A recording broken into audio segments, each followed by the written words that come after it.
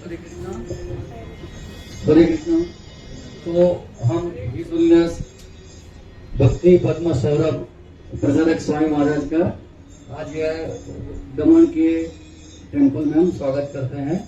ये जो क्षेत्र है वो बोलते परशुराम की भूमि, परशुराम क्षेत्र में महाराज दीक्षा के बाद प्रथम बार उनकी संन्यास दीक्षा के बाद आ रहे हैं, तो उनका हम स्वागत करते हैं। और आज हमारे बीच में जो है कुछ गेस्ट है जो कि कुछ दो शब्द कहना चाहते हैं, तो मैं स्वागत करता हूँ लखन भाई का, जो लखन भाई आए और अब दो शब्द कहें।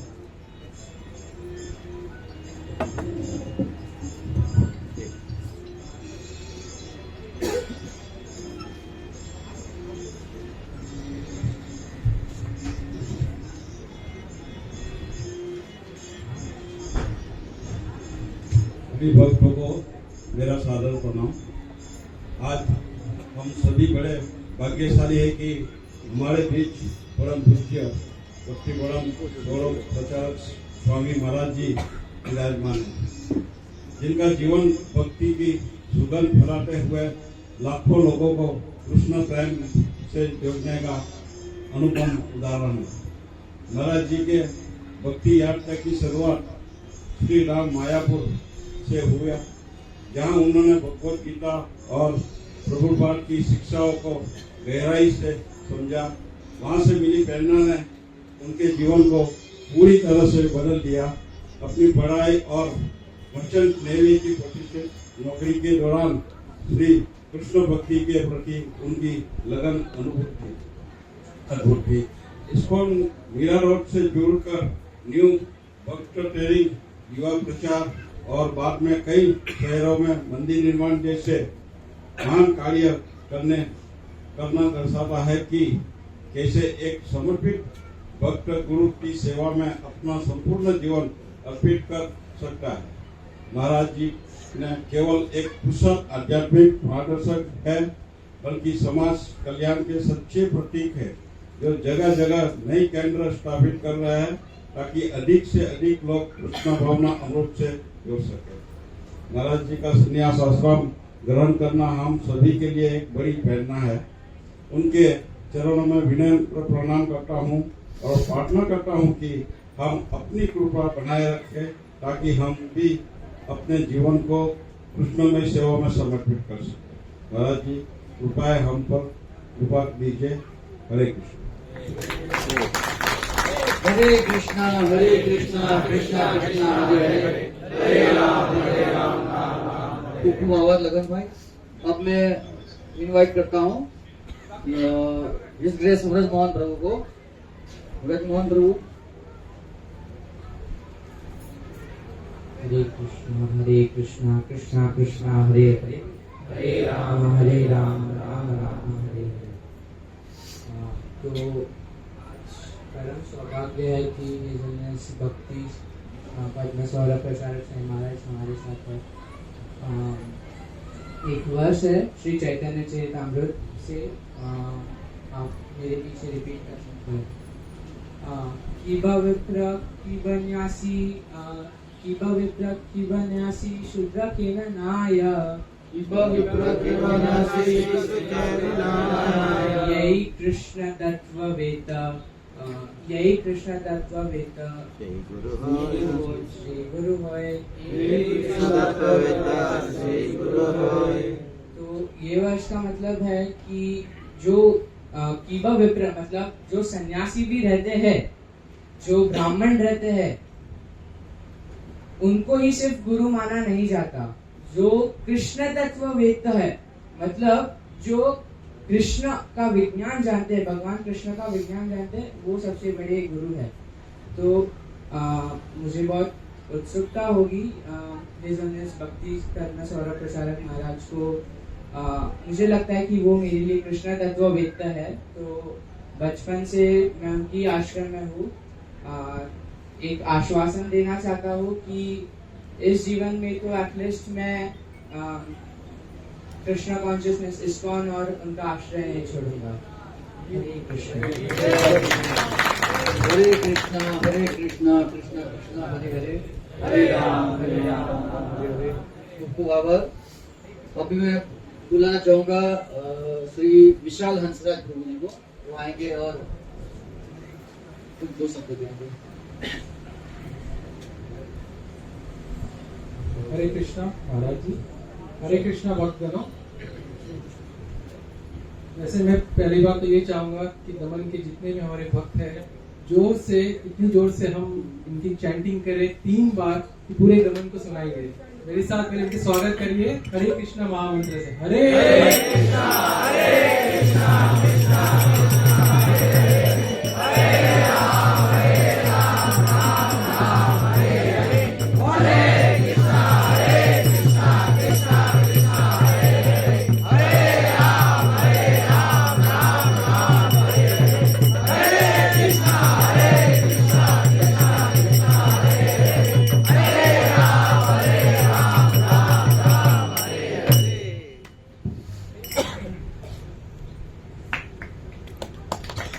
हरे कृष्णा, बहुत सुंदर। अब वैसे मैं महाराज जी के बारे में क्या बताऊं, जो इतने पतित है, इतने गिरे हुए हैं, फिर भी महाराज के आशीर्वाद से, वैष्णवगण के आशीर्वाद से, कृष्णा के आशीर्वाद से 2 शब्द अगर मैं कुछ बोलूं तो मेरा भाग्य होगा ये। वैसे मेरा अनुभव कुछ मैं शेयर करना चाहूंगा। वैसे तो आप सभी महाराज के बारे में जानते हैं, पर उनके साथ एक विशेष अनुभव मेरा रहा है। कृष्णा कॉन्शियसनेस से मेरा जुड़ाव कॉलेज के दिनों से था। मैं बॉम्बे में था तभी मेरा जुड़ाव हुआ था कृष्णा कॉन्शियस से। 2004 में मैंने जब पढ़ाई करके वापस दमन में आया तो मेरे मन में हमेशा ये रहता था कि इस क्षेत्र में कुछ कृष्णा कॉन्शियसनेस कार्यक्रम नहीं हो रहे हैं, तो उसके लिए कृष्णा से मेरी प्रेयर होया करती थी कि कुछ आ जाए यहाँ पे तो उसके साथ मैं जुड़े रहूं। वैसे ठाकुर जी बड़े दयालु है, तो ये 2005 या 2007 की दिनों की बात है। मैं बॉम्बे अपने काम के दौरान जा रहा था, तो वहां स्टेशन में प्रभु जी से मेरी मुलाकात हो गई थी। तो जिज्ञासापूर्ण मैं उनके पास गया और कहा प्रभु जी आप यहाँ कैसे? तो उन्होंने कहा मैं यहाँ पे वीक में एक बार आता हूँ, तो आप भी आइए। तो वो दिन मुझे याद है 2007 शायद से प्रभु जी महाराज जी 2007 के दिन मुझे याद है। एक बिल्डिंग में कुछ 3 या 4 भक्तों से महाराज जी ने स्टार्ट किए थे। वहां से फिर एक बंगलों में आए, वहां पे कांग्रेगेशन महाराज जी ने बढ़ाया। फिर वहां से उपासना हॉल से 2 विशाल भव्य मंदिर तक का सफर। तो इसीलिए महाराज जी के लिए वापस एक हरे कृष्णा महामंत्र जोर से किया जाए। हरे कृष्णा कृष्णा कृष्णा हरे हरे, हरे राम राम राम हरे हरे। तो मेरा अनुभव यही रहा है। महाराज जी जो प्रभुपाद का हम जब स्टोरी पढ़ते हैं तो कितना हमें पता है कि 40 रुपया मात्र से तो पूरा अमेरिका गए और पूरे विश्व में मंदिरों का निर्माण किया। हम वही अंश महाराज में भी देखते हैं। हरे कृष्णा। अभी सभी एक चीज मानते हैं कि नहीं है? आया ना, प्रभुपाद का अंश हमें दिखाई दे रहा है कि नहीं? हरे कृष्णा। महाराज जी मेरा ये हमेशा स्वार्थ रहा है और एक ही स्वार्थ रहा है ठाकुर जी के चरणों में हमारा सेवा देते रहना। तो एक चीज महाराज का मैंने हमेशा देखा है, वो एक लीडरशिप क्वालिटी है। किसी ना किसी तरीके से सभी भक्त जनों को किसी ना किसी से जोड़ेंगे ही। छोटे से छोटे काम हो, तन से, मन से या धन से, उनका प्रोग्राम्स, उनके सोच, उनके विचार तो कहीं ना कहीं से तो कनेक्ट करेंगे।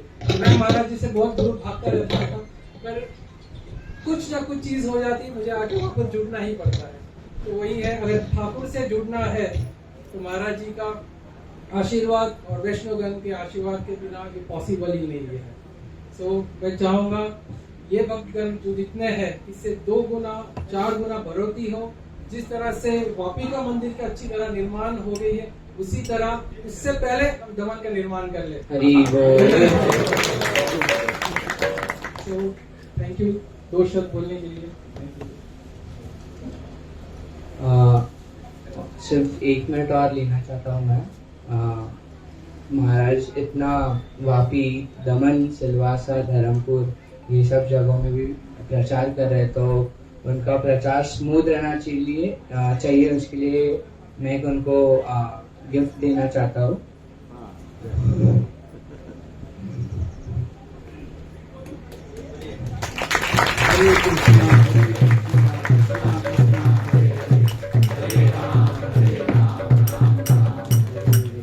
हाइपर एक्टिव सेवा कृष्ण एचपी होता हाइपर एक्टिव। रजोवन को सत्कार करते हुए महाराज अभी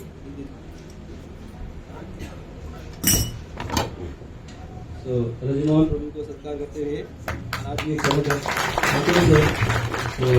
सम्मान हुई थी। अभी लखन भाई को भी मैं यहाँ करता हूँ, तो कृपया इधर आइए।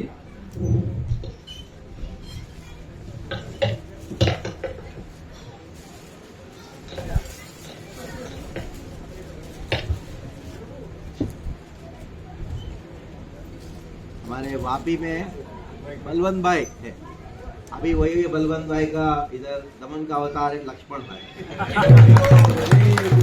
हरे कृष्णा कृष्णा कृष्णा हरे हरे हरे राम राम राम। विशाल अंशराज को मैं बुलाना चाहता हूँ।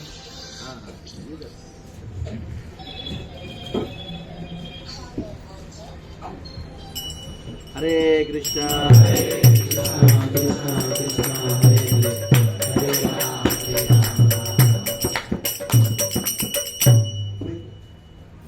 और जगदीश भाई भी बहुत अच्छे सेवा किए हैं मंदिर को और रोजी को। जगदीश भाई का 51,000 रुपये बाकी है अभी। मैं बोला नहीं। हरे कृष्णा। ठीक है,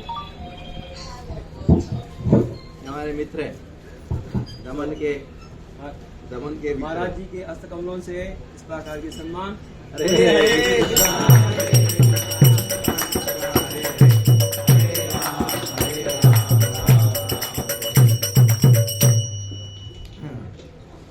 जगदीश भाई बहुत प्रार्थना किए थे इधर जमीन आए करके, तो 5,000 फुट के लिए प्रार्थना किया तो भगवान ने छप्पड़ फाड़ के दिया, लेकिन उसको संभालना भी चाहिए। भगवान दिए थे ऐसे तो छोड़ के चले जाएंगे। तो हाँ, और कुछ सचिदानंद श्याम प्रभु, एकदम शांत हो। सचिदानंद श्याम प्रभु।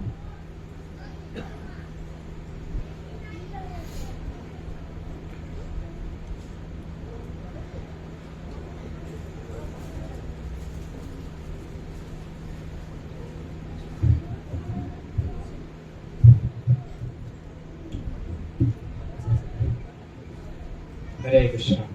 तो मेरा सौभाग्य है कि मैं महाराज के शेल्टर के अंदर उनके संरक्षण अंदर लगभग पिछले कई 5 सालों से ज्यादा साल से महाराज के अंदर हूँ।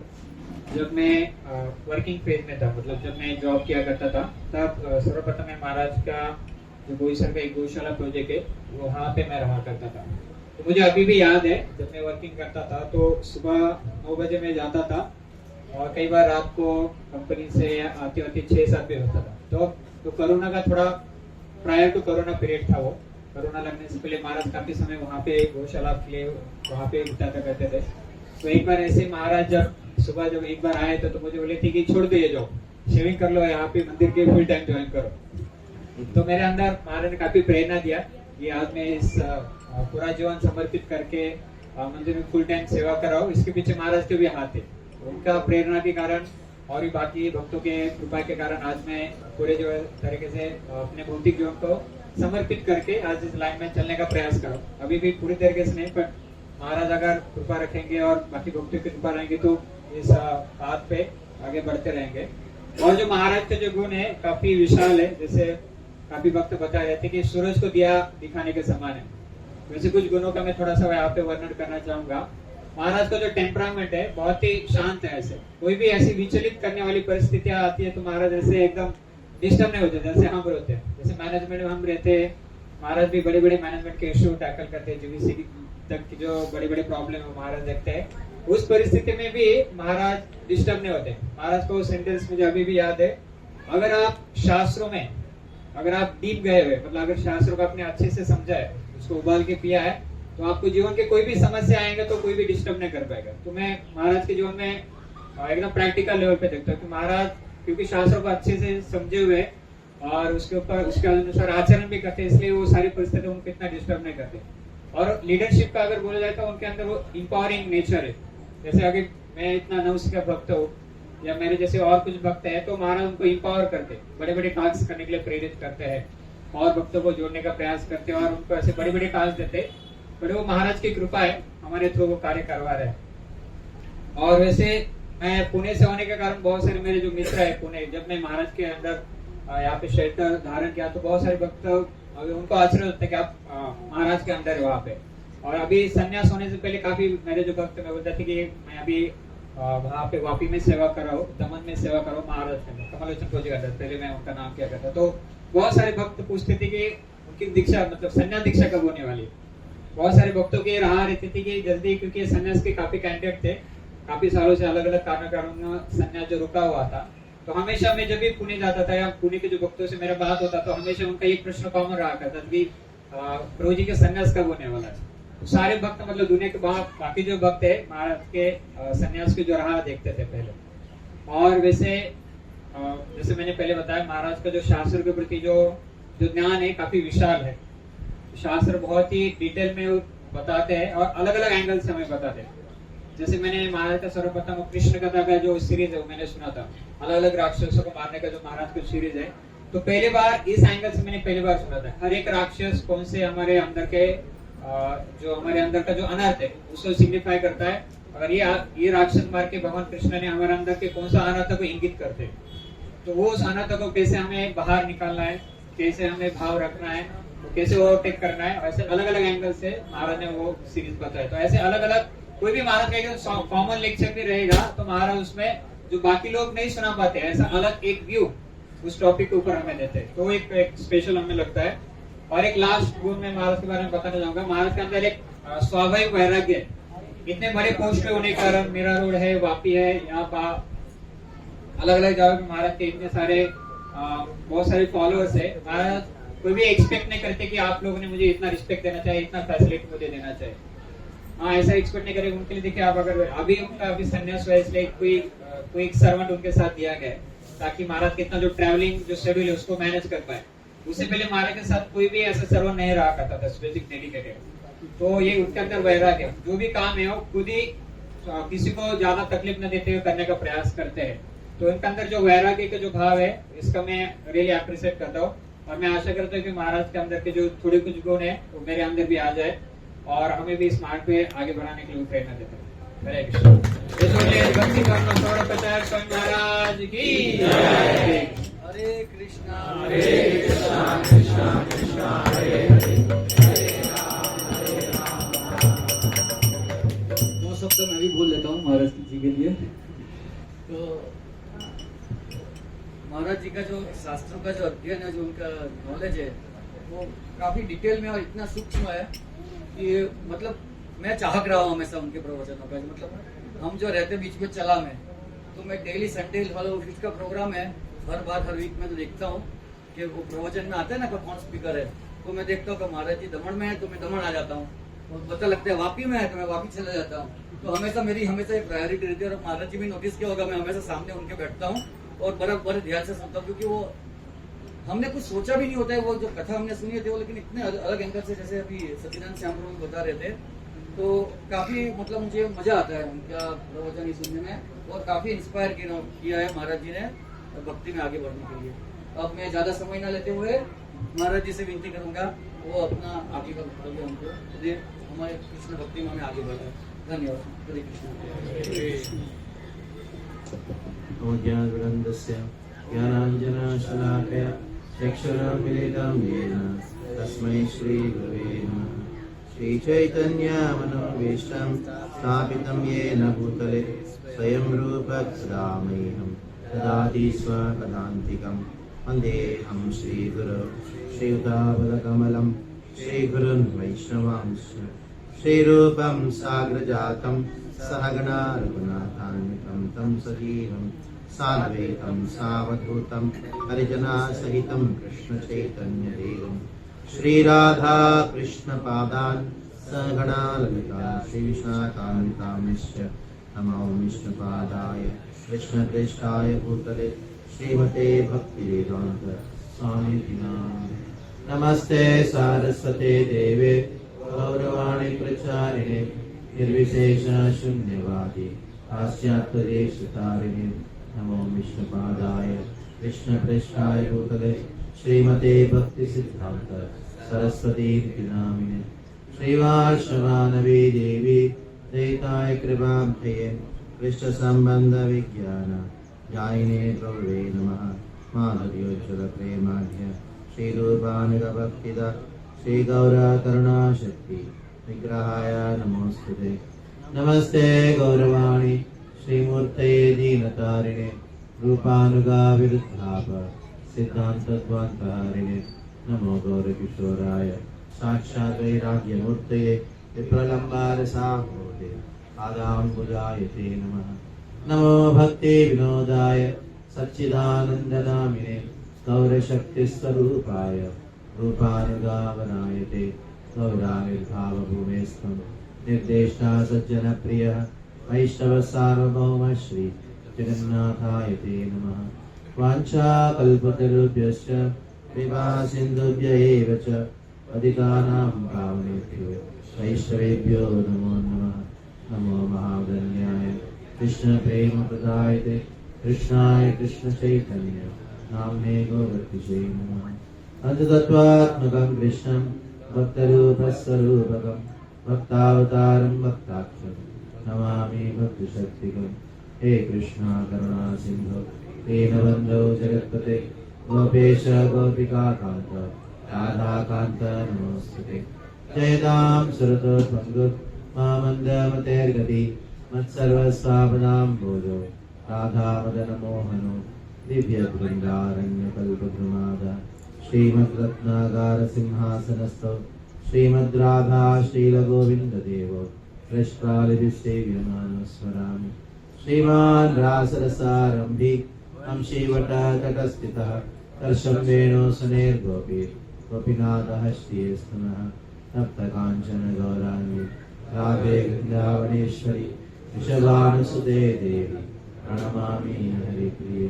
जय श्री कृष्ण चैतन्य प्रभु नित्यानंद श्री अद्वैता गदाधर श्रीवासादि गौर भक्तवृंद। हरे कृष्णा कृष्णा कृष्णा हरे हरे हरे राम राम राम हरे हरे। हरे कृष्णा। आप सबको बहुत आभार, मुझे स्वागत किया। खासकर के इधर के कर्मचारी है, गृहस्थ है, वो सब इनके दमन में सेवा कर रहे हैं। उसके लिए भगवान का विशेष कृपा आपके ऊपर। दमन जो क्षेत्र है ये बहुत ही महत्वपूर्ण क्षेत्र है। वैसे तो कृष्ण का एक नाम है कालिया दमन, कालिया को दमन करने वाले। तो ऐसे दमन का अर्थ है कोई इंद्रियों को दमन करना, नियंत्रण में रखना। दुर्भाग्यवश जो इधर के लोग अपनी इंद्रियों को नियंत्रण में रखते हैं, तो भगवान इस्कॉन के रूप में प्रकट हुए ताकि इधर के लोगों को दमन कर पाए। तो उन्होंने सोचा वृंदावन में जब लीला किया था तो एक ही कालिया था, उसको मैंने दमन किया। लेकिन बहुत सारे कालिया, बहुत सारे सांप, सब लोग इंद्रिय भोग कर रहे हैं। सब लोग जो है अपनी अपनी मनमानी कर रहे हैं। तो कृष्ण ने सोचा मुझे वापस अवतरित होना पड़ेगा। दमन में लोगों को दमन करने के लिए भगवान इस्कॉन के रूप में प्रकट हुए। जो अंतर्राष्ट्रीय कृष्ण इस्कॉन है वो भगवान श्री कृष्ण से अभिन्न है। खास करके भगवान श्री कृष्ण के एक बड़े दयालु रूप है, उनका नाम है चैतन्य महाप्रभु। तो बहुत सारे आचार्यों ने इस बात को स्पष्ट रूप में कहा है ये अंतर्राष्ट्रीय कृष्ण भावनामृत संघ है इस्कॉन, वो श्री चैतन्य महाप्रभु का लीला का विस्तार है। ऐसा नहीं कि चैतन्य महाप्रभु कृष्ण स्वयं चैतन्य महाप्रभु रूप में 539 साल पूर्व 539 ईयर्स पूर्व 1486 में 1486 में नवदेव प्रकट हुए और उन्होंने 48 साल तक उन्हें लीला किया और अप्रकट हो गए। नहीं, वो प्रकट हुए और अभी भी उनका लीला चल रही है। किस रूप में चल रही है? वो चल रही है इस्कॉन के आंदोलन के रूप में चल रही है। आप विश्व में कोने कोने में कहीं भी जाइए, आप देखो लोग जो हरे कृष्ण महामंत्र जप करते दिखेंगे। मैं पिछले साल स्वीडन गया था, तो आज ये ऐसे उनके भक्तों को मैंने मैसेज किया कि स्वीडन में कैसे चल रहा है, ऑलमिक फॉर्म में कैसे चल रहा है। मैंने कहा कि अभी और हम ब्रह्मचारी आश्रम में 3 ब्रह्मचारी आ गए, हम रोज हरिनाम संकीर्तन करते। मैं तो बहुत ठंड होगा उधर। मैं कहा दिसंबर में क्रिसमस हो रहा था, हम आइस में, बर्फ में -5 डिग्री से उधर हम जो जाके गीता जयंती के दिन हम बर्फ में लोगों से मिल मिल के स्वीडिश लोगों को हमने 108 गीता बांटी। देखो ये आंदोलन का विशेषता देखो, दुनिया के कोने कोने में लोग जो है कृष्ण भक्ति को अपना रहे हैं और नाम संकीर्तन कर रहे हैं। ये क्या मनुष्य के द्वारा संभव है? क्या मनुष्य के द्वारा संभव नहीं। आप दमन का ही बात लीजिएगा, और धनंजय प्रभु, उनके पिताजी जगदीश भाई और भी इधर के जो भक्त हैं, करीबन 4 साल पहले मुझे 10 जगह घुमाए, कितना 5000 फुट जमीन लेने के लिए नेगोशिएट कर रहे थे। कोई 1 करोड़ बोलते, कोई 80 लाख बोलते, कोई बोलता है। तो इतना संघर्ष कर रहे थे कि अचानक क्या भगवान ने हमको ये सुंदर 2 एकड़ का जमीन दिया। अब बताओ, हम मनुष्यों के द्वारा, हमारे मनुष्यों के प्रयास के द्वारा ये संभव है क्या? हाँ, हमारा जमीन लेना असंभव। इसका अर्थ क्या है? चैतन्य महाप्रभु चाहते हैं कि संकीर्तन का आंदोलन जो है वो आगे बढ़े। चैतन्य महाप्रभु चाहते हैं, चैतन्य महाप्रभु चाहते हैं कि आप इधर बैठ के जगन्नाथ जी के सामने सत्संग का श्रवण करो। चैतन्य महाप्रभु चाहते हैं इधर सन्यासी का स्वागत हो तो भविष्य जैसा है। हर चीज भगवान चैतन्य महाप्रभु की इच्छा के अनुसार ही होता है, क्योंकि ये आंदोलन किसका है? चैतन्य महाप्रभु का आंदोलन है। अभी देखिए लखन भाई पूरा आप दमन में बहुत प्रतिष्ठित व्यक्ति, आगे झोपड़ी बैठे, क्यों बैठे बताओ? चैतन्य महाप्रभु ने भगवान श्री कृष्ण ने प्रेरणा दिया तभी आगे बैठे हैं। नहीं तो किसी का हिम्मत है आके लखन भाई को एक जगह बैठा के इतना बड़ी व्यापारी को करना? नहीं, उसके पीछे भगवान का हाथ। इस संस्था से वही व्यक्ति जुड़ता है जिसको कृष्ण चुनते हैं। ये शास्त्र कहता है, नायम आत्मा प्रवचन लभ्य न मेधसा न बहुनाश्रुतेन यमेवैश्य वृणुते। शब्द है वृणुते। वृणुते का अर्थ क्या है? चुनना। जिनको कृष्ण चुनते हैं उसी के हाथों से सेवा स्वीकार करते हैं। एक व्यक्ति ने कहा मुझे सेवा नहीं करना है। मैंने कहा कि देखो ये आपकी इच्छा है, लेकिन मैं कृष्ण की इच्छा बोलूं? तो कृष्ण की इच्छा को बताऊं, कृष्ण की इच्छा सब सेवा करे, लेकिन फिर भी ध्यान रखना, कृष्ण उसी का सेवा स्वीकारता है जो जिनको चुनते हैं। जैसे बच्चे के सामने बहुत सारा आइटम रखो खाने के लिए, बच्चा क्या चीज खाए बताओ? जो चुनता है। वैसे दमन में बहुत सारे लोग हैं, इधर कौन आएंगे बताओ? जिनको कृष्ण चुनते हैं वही, क्योंकि चैतन्य महाप्रभु का आंदोलन है। क्यों चैतन्य महाप्रभु आंदोलन जो हर जगह क्यों प्रसारित हो रहा है? उसके पीछे एक मात्र कारण है, हमारे हृदय में जो भरा पड़ा अहंकार है ना, उसको दमन करने। अहंकार इतना है पूछिए मत। एक बार मैं मायापुर में से कलकत्ता वापस आ रहा था, उस समय मैं कॉलेज में पढ़ाई कर रहा था। हर 15 दिन में मायापुर जाया करता था। तो हावड़ा से ट्रेन पकड़ के नवद्वीप, उधर से मायापुर जाके फिर नवद्वीप स्टेशन से ट्रेन पकड़ के वापस और आके कॉलेज हॉस्टल में पहुंच जाता था। तो एक जगह यानी हावड़ा स्टेशन में उधर एक पब्लिक टॉयलेट था। तो मैं वॉशरूम के अंदर जा रहा था तो उधर देखा कोई है नहीं और टेबल रखा हुआ छोटा सा, एक रजिस्टर था, उधर लिखा था 25 पैसे। 25 पैसा बहुत बड़ी चीज होती। तो 25 पैसा मैंने उधर रखा, अंदर वॉशरूम में जा रहा था। अचानक एक व्यक्ति भाग भाग के आया, इतना भाग भाग के आया और कुछ चिल्लाने लगा बंगला भाषा में। मैं समझ गया क्या चिल्ला रहा है। तो क्या बोल रहा था, हम इंचार्ज, मैं इधर का इंचार्ज हूँ। तो मैंने कहा कि मैं वो 25 पैसा जो था मैंने रख दिया इधर। तो उन्होंने कहा ठीक है, ठीक है, 40 कमी क्यों, जानते हैं कौन उधर का, मैं इधर का इंचार्ज। अब देखो किसका इंचार्ज हो, हाँ? वो उसका नहीं, रेलवे का है, हाँ? उसका नहीं। ये अहंकार ऐसी चीजें पता नहीं कहाँ किसके अंदर घुस जाती है। तो इसको दमन करने के लिए भगवान प्रकट होते हैं। ये बहुत भयानक चीज होती है अहंकार। मैं सब कुछ कर लूंगा, मेरे सामने कोई नहीं रहेगा, जानते मैं कौन हूँ, ये ज्यादा उछल कूद करता है। तो भगवान कृष्ण बिल्कुल पसंद नहीं करते। तो उस अहंकार को दमन करने के लिए भगवान इस आंदोलन के रूप में काम, क्रोध, लोभ, मोह, मद, मात्सर्य, ये अहंकार अनेकों रूपों को लेता है। लेकिन सबसे बड़ा अवतार क्या अहंकार का, वही ईर्ष्या, मत्सरता, जो कृष्ण ने देखा है कालिया के अंदर भरा पड़ा हो। कालिया के हृदय में ये ईर्ष्या नामक, मत्सरता नामक जहर भरा पड़ा। तो कृष्ण ने क्या किया, उस कालिया पूरा जहरीली विषय के द्वारा, पूरा विष के द्वारा पूरा तालाब को नाश कर दिया था, जहरीला बना दिया था। उनको दमन करने के लिए कृष्ण क्या किए, कदम वृक्ष पर चढ़े, ऊपर से नीचे, और उधर कालिया कृष्ण के पीछे पीछे भागा। कैसे भी करे कृष्ण की तरफ जा रहे, अचानक कालिया ने कह के कृष्ण को पकड़ लिया। कृष्ण कालिया के चंगुल में फंसे हुए।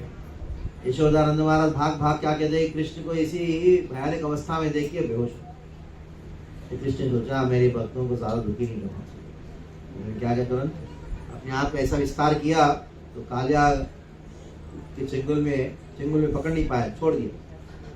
फिर कृष्ण स्विमिंग कर रहे हैं और कालिया इधर उधर घुमाए और कालिया थक गया।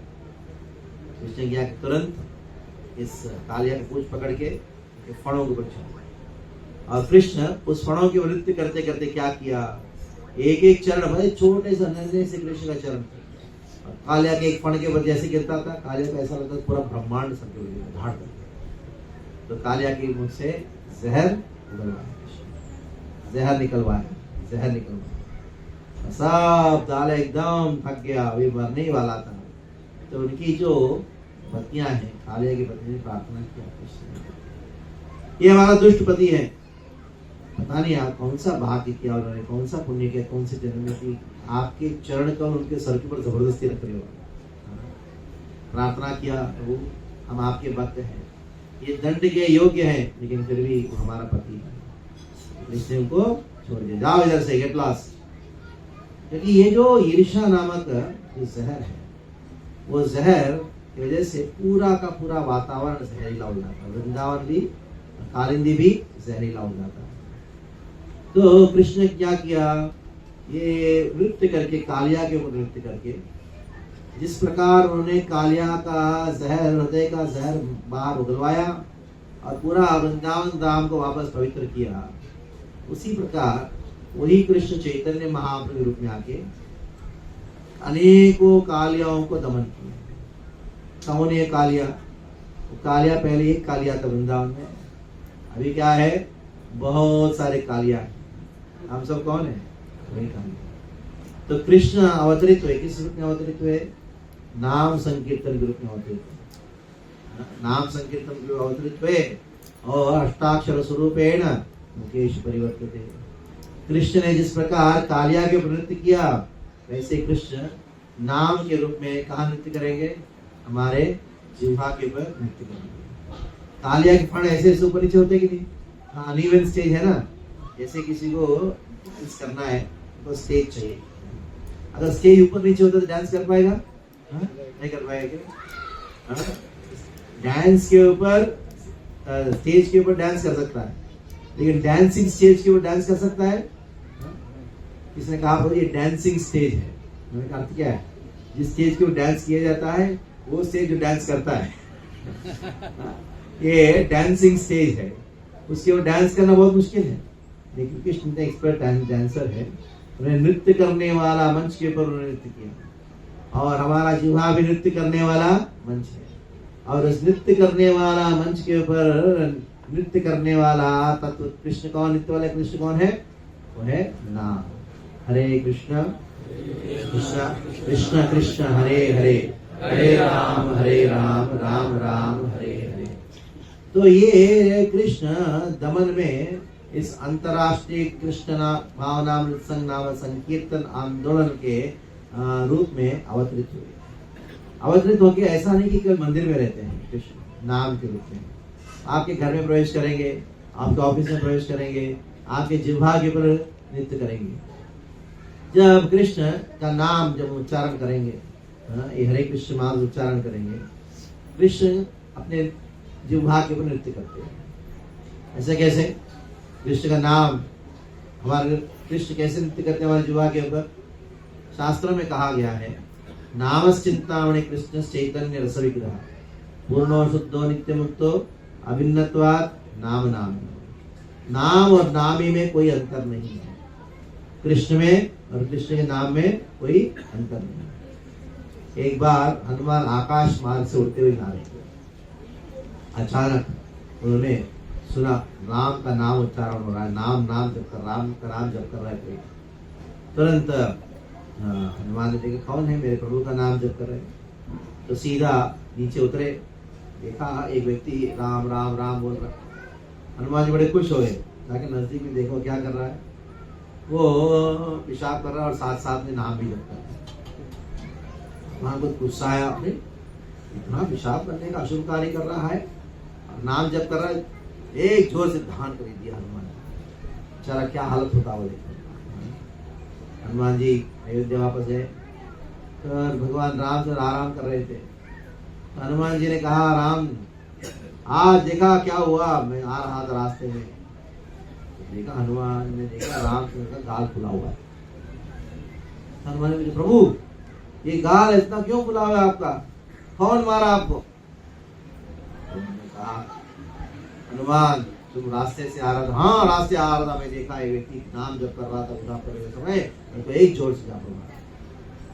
राम ने कहा, हनुमान जानते हो ना, मुझ में मेरे नाम में अंतर नहीं है, जब मेरा नाम कोई उच्चारण करता है तो मैं उधर स्वयं उपस्थित रहता हूँ।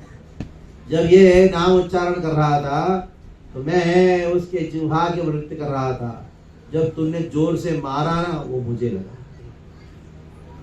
चैतन्य महाप्रभु एक बार शौच करने जा रहे थे, तो उस समय उनके हाथ में एक लोटा था, एक हाथ में जिह्वा पकड़े जा रहे। तो एक बच्चे ने पूछा, सुबह की बात है, गोपाल नाम था उसका, कि महाप्रभु आप क्या कर रहे हो?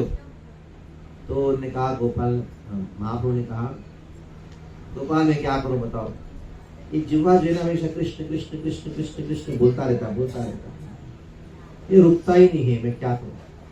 मैं जा रहा हूँ शौच कार्य करने के लिए, जब मैं शौच कार्य अशुभ जगह है उधर पवित्र कृष्ण का नाम को कैसे उच्चारण करूं? इसलिए मैंने क्या कि अपनी जिह्वा को दबा के रखा। तब वो बच्चे ने कहा, महाप्रभु अगर आप ऐसा करोगे, आप शौचालय में जाओगे और जिह्वा पकड़ोगे और नाम जप नहीं करोगे, नाम उच्चारण नहीं करोगे, अगर उस समय का प्राण त्याग हो गया तो गड़बड़ हो जाएगा। क्योंकि शास्त्र क्या कहा है, अंतकाल में किसका नाम लेना चाहिए? अगर आप शौच करने के समय जिह्वा नाम उच्चारण नहीं करेगा, तुरंत आपने आप अगर छोड़ दिया, शरीर प्राण त्याग किया तो आप तुरंत चरणों में गिर पड़े उस बालक के। कहा, गोपाल तुम्हारा नाम आपसे गोपाल नहीं है, आज से तुम्हारा नाम है गोपाल। तो गोपाल गुरु, उस बच्चे को चैतन्य महाप्रभु ने गुरु के रूप में स्वीकार किया, गोपाल। तो भगवान श्री कृष्ण के नाम में और कृष्ण में कोई अंतर नहीं। तो एक बार प्रभुपाद जी हमारे गुरु जी वो प्रवचन दे रहे थे। प्रवचन में उन्होंने कहा, यही श्लोक कहा, नाम चिंतामणि कृष्ण चैतन्य रसविग्रह पूर्ण शुद्ध नित्य मुक्त विन्नत्वात् नाम नाम्यो, नाम और नाम में कोई भेद नहीं है करके प्रवचन दिया। जो भी नाम उच्चारण करता है, Krishna dances on your tongue, Krishna आपके जिह्वा के पर नृत्य करते करके उन्होंने। तो सारे भक्त बैठे थे प्रवचन में। अगला दिन सुबह की बात है, मंगला आरती का जपा हो रहा था। तो प्रभुपाद जी इधर जपा कर रहे थे, विशिष्ट देख रहे थे। तो मैंने देखा एक शिष्य जो है वो जप कर रहा था, लेकिन बड़ा विचित्र तरीके से कर रहा था। कैसे कर रहा था? आपने माला थी तो ऐसा कुछ कर रहा था। तो प्रभुपाद जी ने कहा आगे, हे तुम क्या कर रहे हो? तो मैंने कहा प्रभुपाद जी आपने कहा कृष्ण का नाम में और कृष्ण में कोई अंतर नहीं है। मैं कृष्ण का जब नाम लेता हूँ, कृष्ण मेरे जीवा के नृत्य करते हैं, तो मैं कृष्ण का नाम ले रहा हूँ, मैं बहुत सावधानी से नाम ले रहा हूँ, ताकि जब कृष्ण मेरे जीवा के नृत्य करते होंगे मेरे दांतों के बीच में न फंसे, उनको चबाना था उनको। हाँ, तो रोज हंसने लगे, लेकिन फिर भी क्या श्रद्धा है देखो उसका। हाँ, उनको इतना विश्वास हो गया जो शास्त्र की बात के ऊपर, कृष्ण में और कृष्ण के नाम में कोई अंतर नहीं। तो जो कृष्ण का नाम जप करता है, कृष्ण स्वयं वो कालिया जैसा जो जिह्वा है उसके ऊपर कृष्ण स्वयं क्या करते हैं? वो नृत्य करते हैं।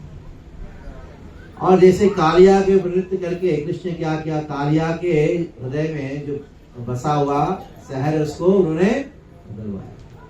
वैसे कृष्ण क्या करेंगे? हमारे जिह्वा के ऊपर नृत्य करते करते हमारे हृदय में बसा हुआ जो ईर्ष्या है ना, ईर्ष्या नाम जहर है, उसको उगलवाएंगे। तो जो हृदय में ईर्ष्या की भाव नहीं है वही व्यक्ति जो है उसको साधु कहा जा सकता है। वही व्यक्ति जो है वो लाल कपड़ा धारण कर सकता है, वही व्यक्ति जो है वो संन्यास दंड को स्वीकार कर सकता है। ये बात हमको 11वां स्कंद में भगवान श्री कृष्ण ने उद्धव को समझाया। तो उद्धव सुनो, ये बड़ी बात है, बड़ा अद्भुत बात कहते हैं कि इस संसार में कोई भी कष्ट नहीं है। अगर मान लो आपके छाती को कोई बाण फेंकता है, छाती में बाण लगा, उतना दुख का अनुभव नहीं होता, उतना कष्ट का अनुभव नहीं होता। न तदप पुमान न तदप तप्यते विदः पुमान बाणैस्तु मर्मगति। पुमान बाणैश्च, ये बड़ा बड़ा बाणों के द्वारा जब छाती को लगता है उस समय उतना तप्यते, उतना ताप उत्पन्न नहीं होता। यथा तुदन्ति नर्मस्ता हि अस्तां पुरुषेवस्तथा। ये जब कोई व्यक्ति का वाग बाण क्या होता है? वाणी के द्वारा छोड़ा गया बाण जो है वो जो चुभता है ना, वो भारी पड़ता है। तो सुनो उद्धव, तुम सुनो, मैं आपको एक भिक्षु का कहानी सुनाता हूँ। केचित् भिक्षुगीतं परिभूतेन दुर्जनैः समत्तता द्रुतियुक्तेन विपाकं निजकर्मणाम्। ये बड़ा अद्भुत प्रसंग को सुनाते हैं। एक ब्राह्मण था, तो ब्राह्मण पता नहीं कोई पाप वश अनेकों पाप किया हो, कोई जन्म में पिछले जन्म में कोई पाप किया होगा, उसके कारण उसके पास बड़ी संपत्ति, सारी संपत्ति थी। तो वो संपत्ति को सब संग्रह करके रखा था। तो जब मक्खी क्या करता है, बहुत संघर्ष करके संपत्ति जो है मधु को इकट्ठा करके एक जगह, ये सोचते हुए मैं एक दिन क्या करूंगा उसको, लेकिन जैसे पूरा भर गया तो क्या होता है, एक मधुमक्खी निकालने वाला आके शिकारिया क्या करेगा, तो जिसके पास बहुत संपत्ति इकट्ठा करके रखते हैं, तो क्या होता है, एक दिन वो सब जाने, सब खत्म हो जाता है। तो वैसे ही ब्राह्मण का भी उसी प्रकार का स्थिति हो गई कि वो बेचारा ऐसी स्थिति पे आ गया कि उनके पास कुछ नहीं था। जब कुछ नहीं था उनके पास, सभी लोग उनको अवहेलना करने लगे, सभी लोग निंदा करने लगे। इतना हद तक निंदा करने लगे कि कोई थूकने लगा, कोई उसका जो भिक्षा पात्र था उसके लिए पेशाब करने लगा, नाना प्रकार के दुष्ट बातें कहने लगे लोग उनको। सारा धन संपत्ति कुछ नहीं था उनके पास। ऐसी स्थिति में ये सोचा, एक बात सोचा, ये सब मेरे कर्मों की वजह से। इतना निंदा किया, इतना परेशान किया, लेकिन भगवान को वो भिक्षु ने यही कहा, हे भगवान, हे प्रभु, मुझे अभी पता लग रहा है आपका कर्मों का खेल जो है, मुझे भी पता लग रहा है कि मेरे जीवन में जो भी कष्ट आ रहा है, मेरा दुख आ रहा है, ये सब के पीछे एकमात्र कारण है मेरे कर्म। मैंने बहुत सारे पाप कार्य किए, तो पाप कार्यों का परिणाम जो है वो मुझे अभी मिल रहा है। जो व्यक्ति मनुष्य जनों को प्राप्त किया है, ऐसा कौन व्यक्ति है बताओ इस संसार में जो दुखी नहीं है? हे प्रभु, केवल मैं ही नहीं, इस संसार में अनेकों लोग दुखी है, और सारे दुख के पीछे जो है वो उनका कर्म ही एकमात्र कारण है। तो उन्होंने कहा, प्रणाम ये भगवान तुष्टः सर्वदेवमयो हरिः, सर्वदेवमयो हरिः। भगवान श्री कृष्ण हरि जो है उनके अंदर सारे देवता है, तो मैं चाहता हूँ मैं उनको प्रसन्न करूं। खाली सहन करने मात्र से भगवान बहुत प्रसन्न हो जाते हैं। हे प्रभु, आपने मुझे इस प्रकार की दुखी अवस्था में मुझे डाले हो, ये इसलिए डाले हो ताकि मुझे विरक्ति प्राप्त हो। ये विरक्ति एकमात्र ऐसा चीज है जो मुझे इस संसार का सागर को पार कराता है। और ने कहा कि मेरे जीवन में और कोई समय बचा है, तो मैं क्या करूंगा, मैं तपस्याएं करूंगा, और जितना जरूरत है उन्हीं चीजों से मैं जीऊंगा, और बिना आगे का कोई सोच विचार के बिना मैं निश्चित रूप में आपको संतुष्ट करने के लिए हर प्रकार का प्रयास करूंगा। आगे ये ब्राह्मण कहता है, तत्र माम अनुमोदेयं देवास त्रिभुवनेश्वरा मुहूर्तेन ब्रह्मलोकम कट्वांगा समादशयत्।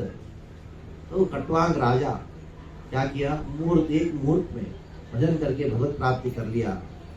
तो भगवान की बात सुन के कहा, इति अभिप्रेत मानसा ही अवंत्यो द्विजसत्तमः। ये अवंती ब्राह्मण जो है, ये इस प्रकार विचार करके उन्हें हृदय में जो हृदय की ग्रंथियां हैं उन्होंने छोड़ दिया, और क्या किया, तुरंत उन्होंने संन्यास ग्रहण कर लिया। उन्मुच्चो हृदय ग्रंथिम शांतो भिक्षुरभून मुनि। भिक्षुरभून मुनि, मुनि क्या किया, वो भिक्षु का उन्होंने रूप धारण किया, और हर जगह भ्रमण करते करते करते हर गांव में, हर शहर में हो गए। तो सुनो, ये वृद्ध सन्यासी को देख के, उनके पास अच्छे वस्त्र नहीं थे, सभी लोग क्या करने लगे, उनका निंदा करने लगे। कुछ तो ने क्या किया, उनका सन्यास करने था उसको भी छीन लिया। किसी ने क्या किया, उनके हाथ में जो भिक्षा मांगने का कमंडल है ना, उसके किसी ने पेशाब कर दिया। और कोई पीछे ऐसे बैठी जब कर रहा था, कोई आके उनको लात मार के चला गया, कोई चाकू से छुपा मार के चला गया। और एक बार नदी के तट पे बैठे थे ताकि मैं भोजन ग्रहण करूं, भिक्षा कुछ मिला था, तो समय क्या हुआ, कोई आके उसके अंदर पेशाब मूत्र डाल के चला गया। और क्या करे बताओ, यत्र वाचम वाचयन्ति। उन्होंने क्या किया, मैं मौन व्रत धारण करूंगा, तो मौन व्रत धारण किया, लेकिन उसके मुख से कुछ बुलवाने के लिए लोग क्या करते थे, उसको खूब आके मारते थे। जैसे कोई चोर को पीटा जाता है। उस समय उनको रस्सी से बांध के रखते थे। कोई आगे बोलता है इसको बांध दो, इसको मारो, इसको पीटो, लेकिन फिर भी सारे प्रकार के जो अपमान हैं वो सहन करता गया। तो कुछ लोग निंदा करते थे, ये देखो अरे बहुत बड़ा सन्यासी है, वो हिमालय जैसा है, अवहेलना करते थे। और कुछ लोग आके बोलते थे, उनके पास आके जो दुर्गंध होता है उसको फैला के चले जाते थे। ऐसे अनेकों कष्टों के द्वारा अनेकों तरीके से उनको परेशान करते थे। ये सारे प्रकार के जो अपमान हैं वो सहन करता गया और एक गीत गाना प्रारंभ किया। उसको कहा गया भिक्षु गीत कहा गया है। ये बड़ा सुंदर गीत है जिसके अंदर वो अवंती ब्राह्मण की बात कहता है, जो भिक्षु संन्यास धारण के बात कहता है कि संसार में मेरा दुख का कारण नायम जनो में न सुख दुख है तो न देवतात्मा ग्रह कर्म काल मन परम कारणमामनन्ति संसार चक्रम परिवर्त्येत। तो नायम जनो, आपको जब दुख की अनुभूति होती तुरंत हम क्या कहते हैं, इसके वजह से दुखी हूँ, इसके वजह से दुखी हूँ, इसने दुख दिया। नायम जनो, इस संसार में किसी के पास ताकत नहीं आपको दुख देने की, ना इस संसार में किसी के पास ताकत है आपको सुख देने की। तो ये साक्षात्कार हो गया आपको कि नायम जना, मेरा दुख का कारण इस संसार का कोई व्यक्ति नहीं है, वो कोई व्यक्ति विशेष नहीं है। न देवता, देवताओं के पास भी ऐसा कोई क्षमता नहीं है हमको दुख देने की। आत्मा न देवतात्मा, मेरा दुख देने का मेरा शरीर भी मुझे दुख दे नहीं सकता। ग्रह, हम सोचते हैं ये ग्रह की वजह से मैं दुखी हूँ, ये ग्रह की वजह से मैं दुखी हूँ। ग्रह भी हमारा दुख का कारण नहीं है। ग्रह कर्म काल, कर्म हमारे किए गए कर्म जो है वो हमारा दुख का कारण नहीं है। काल, भगवान श्री कृष्ण की शक्ति है काल, वो भी मेरा दुख का कारण नहीं है। अगर दुख का कारण संसार में तो कुछ है तो क्या हो, मन परम कारणमामनन्ति, मनः परम कारणम, मन ही मेरा दुख का कारण है। मेरा दुख का कारण कौन है, मेरा मन ही। अगर मेरा मन नियंत्रित है तो मेरा मित्र है, अगर मेरा मन अगर नियंत्रित नहीं है वही मेरा दुश्मन, वही दुख देता है।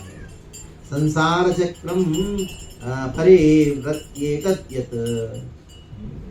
और अनेकों श्लोकों में उन्होंने कारण बताया, वो कारण क्यों नहीं है, मेरा दुख का कारण मन क्यों नहीं, मेरा दुख का कारण ग्रह क्यों नहीं है, मेरा दुख का कारण जन लोग क्यों नहीं है। वर्णन करते करते करते उन्होंने एक बड़ा सुंदर श्लोक कहा, जिसके अंदर उन्होंने वर्णन किया कि मेरा जो जीवन का वो उद्देश्य यही है। क्या है, एतां शास्ताय परात्मनिष्ठा अध्यासितां पूर्वतमैर् महर्षिभिः अहं तरिष्यामि दुरन्तपारं तमो मुकुन्दाग्नि सेवयैवा। उन्होंने कहा एतां शास्ताय परात्मनिष्ठा, ये परात्मनिष्ठा बहुत महत्वपूर्ण शब्द है।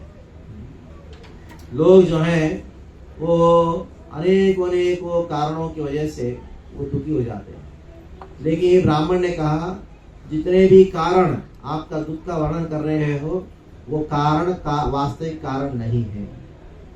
हमारा दुख का वास्तविक कारण मेरा मन ही है, और उस मन को नियंत्रण करने के लिए क्या करना होगा, तमो मुकुंदांग्रि निषेवयैवा।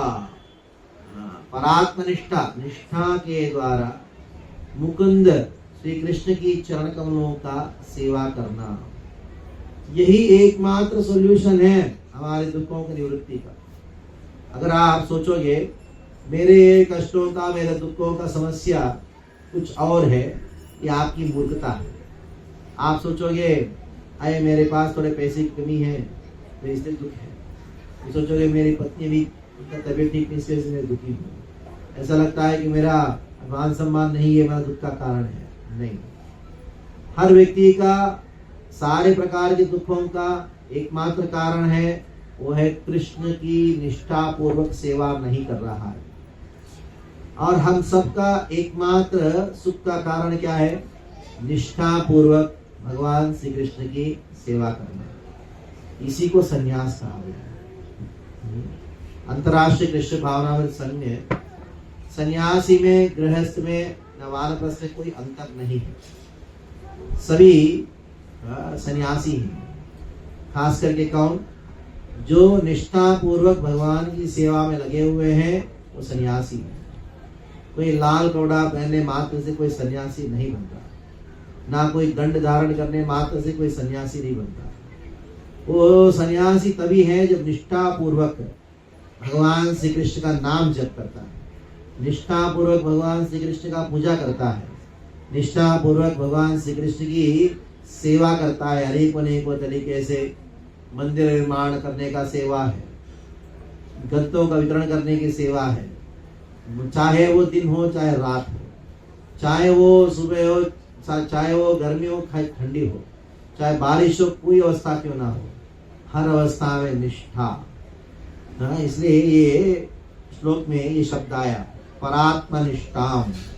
परात्मा मतलब भगवान श्री कृष्ण की चरण कमलों में निष्ठा, वो उसी को सन्यासी कहा गया। और ये इसको भिक्षु गीत कहा गया। पूरा 11वां स्कंद में, यानी पूरा 12 स्कंदों में जो 11वां स्कंद में ये 23वां अध्याय में ये जो 12 श्लोक आते हैं, 10-12 श्लोक, इसको कहा गया भिक्षु गीत, सन्यासियों के द्वारा गाया हुआ गीत। आप बोलोगे रो जी हम तो सन्यासी नहीं, आप सन्यासी नहीं। चैतन्य महाप्रभु ने क्या कहा? ना हम विप्रो न च नरपति ना वैश्यो न शूद्रो ना हम वर्णी न गर्भतिर मनस्तो यतिर्वा किंतु प्रोद्यम निखिल परमानंद पूर्णाम ददाब्दे गुरुवर्तु प्रदकमलयो दासदासानुदासः। फर्स्ट रूप में कह दिया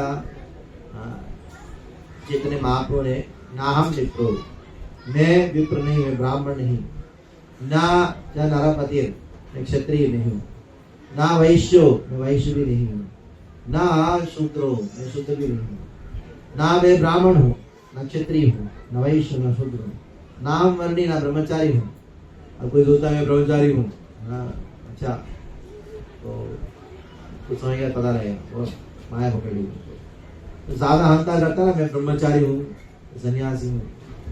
जिस दिन मुझे सन्यास दीक्षा दी गई थी तो उस दिन मैं मेरा रोड में यही बात कहा, भले ही अभी से आप बोलोगे भक्ति पद्म सौरभ प्रचारक स्वामी महाराज बोलोगे कि आप बड़े उदारता के साथ ऐसे संबोधित करोगे, लेकिन कभी मुझे नहीं सोचना चाहिए मैं बड़ा बन गया। अगर ऐसे सोचेंगे तो भगवान मेरे प्रसन्न होंगे। जैसे मैंने कहा था कि उस समय मुझे याद है, उस दिन प्रवचन दे रहा था, लोग सोचते हैं कि सन्यास दंड मिला है। ये दंड 2 कारणों से मिला है। एक कारण क्या मालूम है? जो भगवान की सेवा नहीं करेगा उसको उससे वचन से पिटाई होगी। दूसरा, पिटाई कैसे होगी? अगर ये स्वामी जी को क्या मिल गया? अहंकार हो गया, तो अहंकार होते ही किसी को दिखाई पड़ता है तो क्या करना चाहिए? वही दंड लेकर उसको पिटाई करना चाहिए। तो भिक्षु गीत में यही सिखाया जा रहा है। एक ही कारण है संन्यास के में। क्या कारण है? पूर्ण तरीके से निष्ठा पूर्वक भगवान की सेवा में संलग्न। जो भी इस प्रकार संलग्न निष्ठा पूर्वक वो संन्यास। तो आज मैं दमन के भक्तों से निवेदन करूंगा, हमारे पास एक बहुत बड़ा चुनौती है। हमको एक पहला चुनौती क्या है? लघु मंदिर बनाना। दूसरा चुनौती क्या है? हमको बृहद मंदिर बनाना।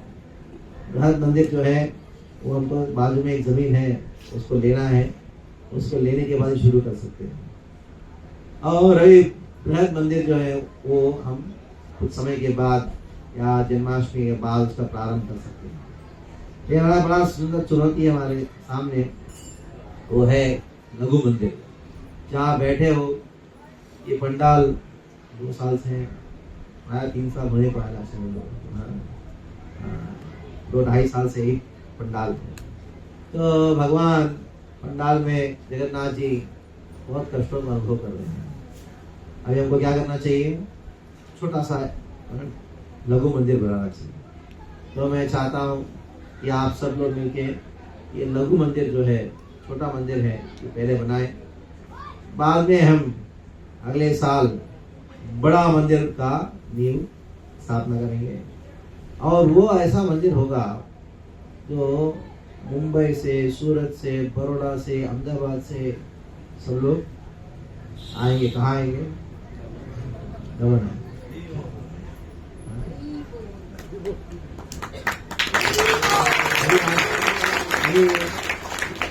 लोग दमन आते नशा करने के लिए, वो दारू का नशा में डूब रहे हैं।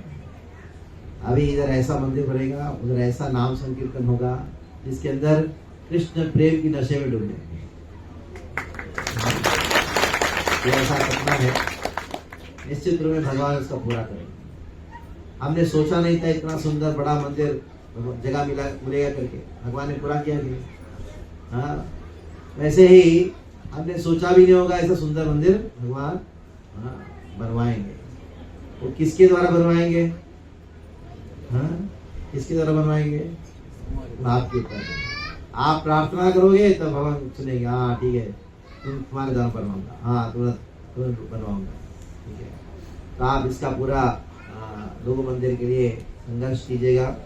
हम बारिश के पहले इसका कुछ रूपरेखा जो है उसको देना चाहते हैं, ताकि बारिश के मौसम में भगवान को तकलीफ ना हो, भक्तों को तकलीफ ना हो। ये आपसे प्रार्थना। हरे कृष्णा कृष्णा कृष्णा हरे हरे, हरे राम राम राम हरे। सूरज गाना है तो जल्दी प्रार्थना। काम करो,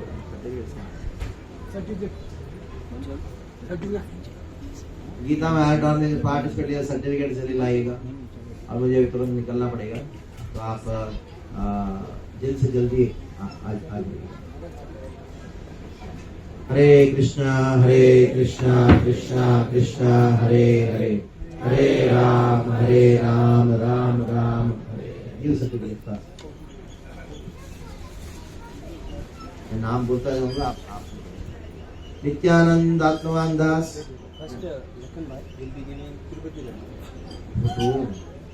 तेरे सर्टिफिकेट तो अगर मांग रहे आइए, लखन भाई आइए। तिरुपति से आया लड्डू। अभी दीपक सुंदर प्रभु के जो उनके जो भाई हैं वो तिरुपति से आए, तो तिरुपति से आशीर्वाद है आपके लिए। भगवान बालाजी भगवान आपको ऐसी शक्ति दे ताकि आप ये मंदिर प्राप्त। हरे कृष्णा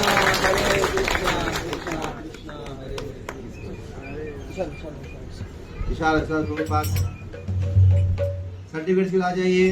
नित्यानंद आत्मवान